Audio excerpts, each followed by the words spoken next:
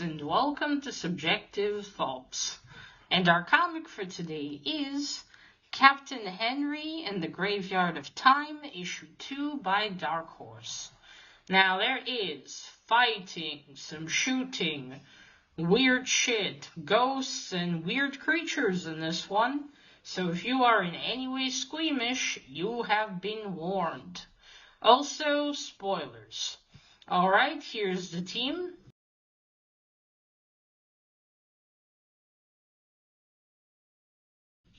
So, when we left off our Captain Henry, this one here, in issue 1, he was facing off the giant clock monster, or creature, this one here, as you can see on the cover. This is it, or him, whatever it is.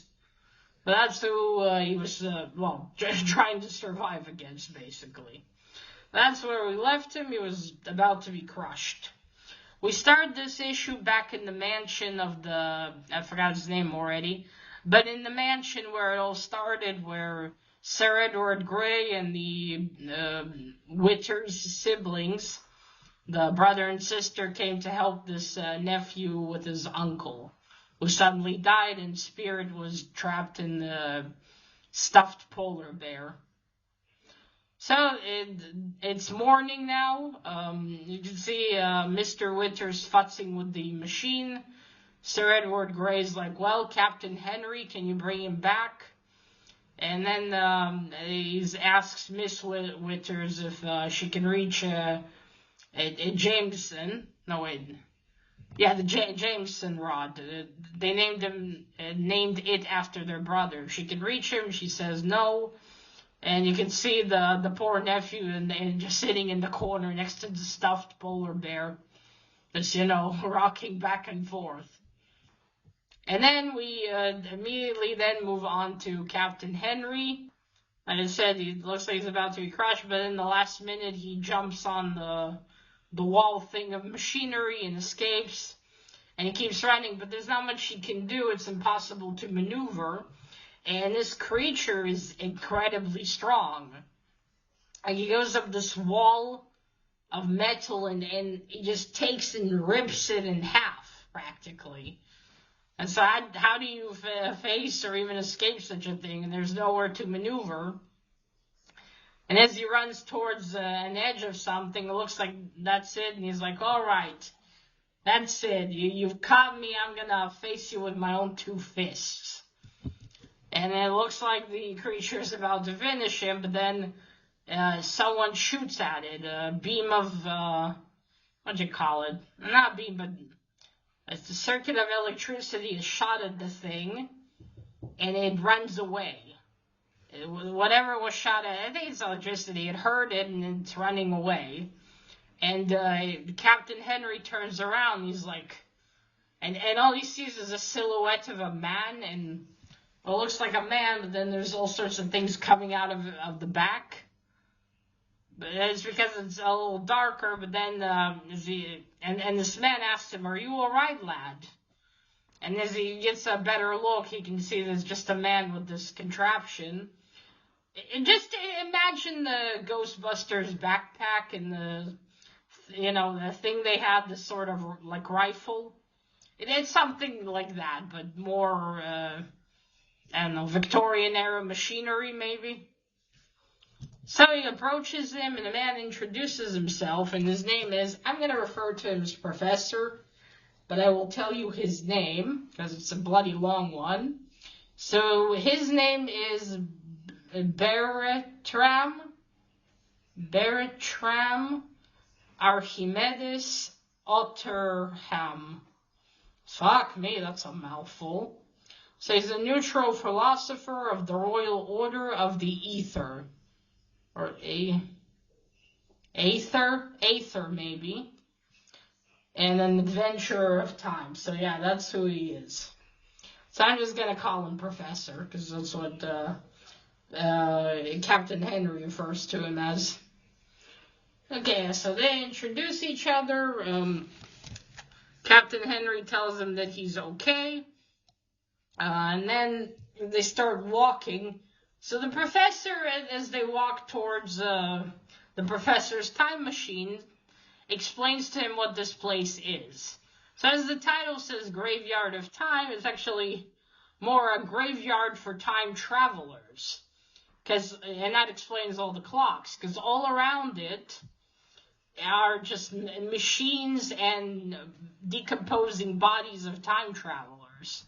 It seems like no matter how they travel, they end up there, as the same thing that happened to our professor. He's also trapped there, and he doesn't know how to get out.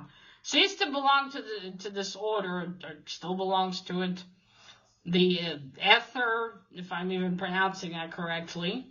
And it was 7 members, and so he tells them about, how time machines were perfected over the centuries, and how, in all these centuries there were many time travelers, and all the people that made this wheel. Basically, on all of these previous inventions, they improved and made Ophelia, the time machine that the professor has. And he was chosen by his order, just 7 people again, or 7 men, to be the test pilot. And he went to many times. He went to the past, to the future. He saw, as he says, Atlanta. Interesting, he didn't call it Atlantis. But the flooding of Atlanta, I assume he meant Atlantis, right? I don't know. But, and he saw this, and even, this is a spoiler for Hellboy, he goes to the future where the world ends. Because if you didn't know, in Hellboy, again, spoiler, as the story of Hellboy really wraps up, the world comes to an end. Just the whole world. It looks like Hellboy somehow in the end did bring Armageddon, in a way. Now, I don't know how, because unfortunately I haven't yet read that last big omnibus of the story. But I've been spoiled for it now. But yeah, he sees that and describes how horrible it was. But then again, as he traveled with Ophelia to get out of there to not see it, he ended up like all the previous time travelers. He ended up in there. As they're walking, he shows them corpses of time travelers, and you see ghosts of them. They're basically now stuck in this in damnation almost. They have their ghost spirits have nowhere to go. And they passed by one Russian time traveler who his contraption for it was like a helmet, kind of like a diver helmet you would put on, and the thing was on the chest. And that was it. Now Captain Henry takes his saber and boots. As he says, the man isn't going to miss them. So the professor brings him to his ship, the Ophelia. And I will say it's a nice looking contraption. And he tells them that the problem is that Ophelia, the reason he can't leave it, is the ship keeps losing energy somehow, and he doesn't know how, but somehow it is, and he needs to figure out why. He's all serious and angry about it. He's very much attached to it. And then he tells Henry, well, boy, let's, you're going to need something a lot stronger if you want to fight the things that await us here. Your saber just won't do. He said there's all these creatures here, as you could see. And even as they're walking, you see here and there more metal big creatures just looking at them. And he tells them that, and as they are, when they're next to the ship, you see 2 of them appear, and it says even now. And then he takes his device and just shoots one of them with a bolt, and then the other one. And Captain Harry's like, all right, relax, Professor. Conserve some of that energy, for later so it doesn't run out. And he tells him, don't worry, it's in this inner battery that's connected to the Ophelia. Which, again, wouldn't the power run out faster if you used that? So he shoots these two things. And he's like, okay, let's take a look at your saber. And then, okay. Another saber, and then we move on to, wait. Then we move on to more metal clock creatures. You know, basically looking. They're looking at them through a glass screen or something and making weird noises, and there's a bunch of them there. It's almost like it's a ship or something. And one of them goes up or down some stairs. I couldn't figure it's like that Adams scene where or you know, this painting with many stairs. And it almost gives that feeling. So he, stairwells, I should say. So then he goes up to another big metal creature. We don't see its face. We only see a hand with 4 fingers. And he says, there's been something different. He speaks English. The rest of them make these noises. Like something has gone not like it should have, he says. Right? Was that... or something's gone wrong? What did he say? Because there's another giant screen that also looks like a clock. And he also sees them in what is this? What does he say? For the first time since the beginning, something is wrong. And then he tells, all right, my friends, go and force them to come to me, the almighty Time King. Ooh. And I think what we're seeing is actually might be his head. Because it looks pretty large. And then we go back to the world of the living. And we see as Sir Edward Grey demanding from Mr. Winters, you know, what's going on here? What happened? Where is he? And he's like, I'm working on it. I myself only half understand what happened. And Sir Edward Grey asks, all angry like, can you get him back? And Mr. Winters, as he's pulling wires from the machine, as smoke comes out, says, I'm working on it. And that's it. That's where issue 2 ends. Okay, let's go for the cover. So this time, for issue 2, sadly, Mr. Manola didn't draw a cover. And I got cover A this time. It's by Mr. Zeke. It's a cool cover. I like the almost fight scene that doesn't actually happen, so that's lying. But many covers lie now, and back then. But it's good. The colors are good. You see this red in the background brings them both out. And then also they're gonna duke it out, but they obviously don't. Because what the fuck's Henry gonna do against a metal creature? So there we go. You see, that's the mansion. There's Sir Edward Grey. There's Mr. Winters. There's Miss Winters. You know, a friend of mine said she, in the first issue, she looks like if Leia was a man and fat. I mean, yeah, Miss Winters is not the most feminine looking, shall we say. And there's the poor nephew who's sitting there traumatized, like some stuffed polar bear. Poor man. I think he might end up selling that mansion and not coming back. And you can't fucking blame him. Okay, so you see there's the creature. Is about to try to smash Captain Henry. Just in time he gets away. And you see over there more clocks. I will say in this issue the coloring is a lot better. Brings out a lot more of the art, unlike it did in issue 1. See, there's Captain Henry. And there's this creature like, look at it, just rips that wall apart. And that's insane, it has some power. Okay, so that's the art. Alright, as for the story, the plot thickens. So, it's a whole graveyard of time travelers. For some reason, old time travelers, old people who attempted and succeeded to travel through time, end up in this place. for some reason. Question is, why? And why did Henry end up in there? What was built in the contraption by the Witters that caused him to be transported to this place? What is it? Is it a realm?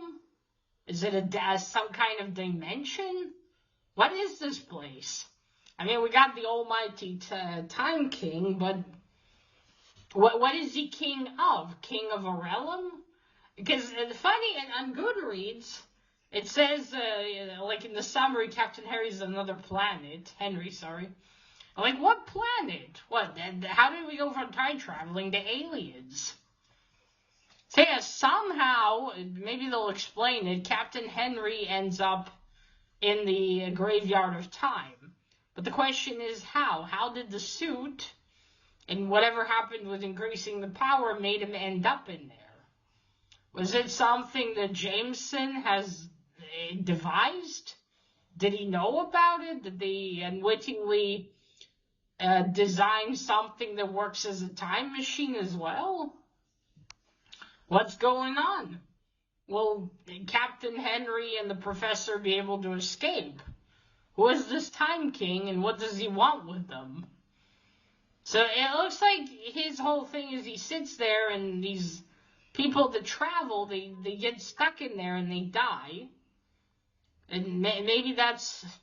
It almost seems like a whole plot just to prevent people from being able to travel in time. Like they all get captured some way and then they are trapped in there so they won't travel. Maybe it's a way to prevent them from fucking up with the time and space continuum. I say there's many stories about time travel and each one is different. And if you notice, like in some stories you cannot change the outcome.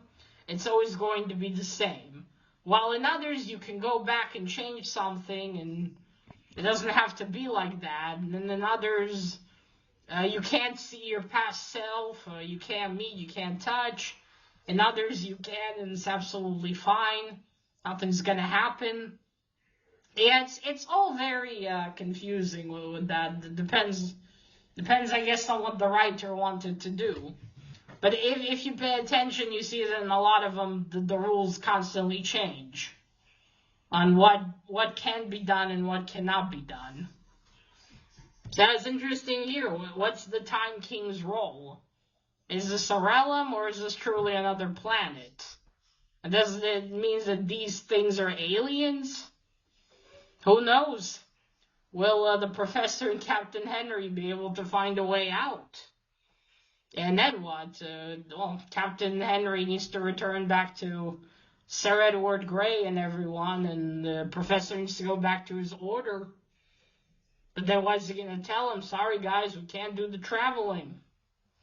How depressing is that to know that in the future the world gets destroyed? Yeah, well, Captain Henry, like I said in the first issue, he's the kind of guy, he needs to be a soldier. He needs to, live this life of action. So he's exactly the kind of person that if he gets stuck in a place like this, he's not going to despair immediately. But he's like, all right, Professor, let's go. Let's find a solution and get out of here. And the Professor's like, attaboy. So yeah, it's all left to be seen. So far, I'm really enjoying it. I'm going to get issue 3 very soon. I look forward to see what happens. But then again, I still haven't looked. I don't know if it's a 4-issue miniseries, so I wonder if there'll be more. But yeah, we shall see.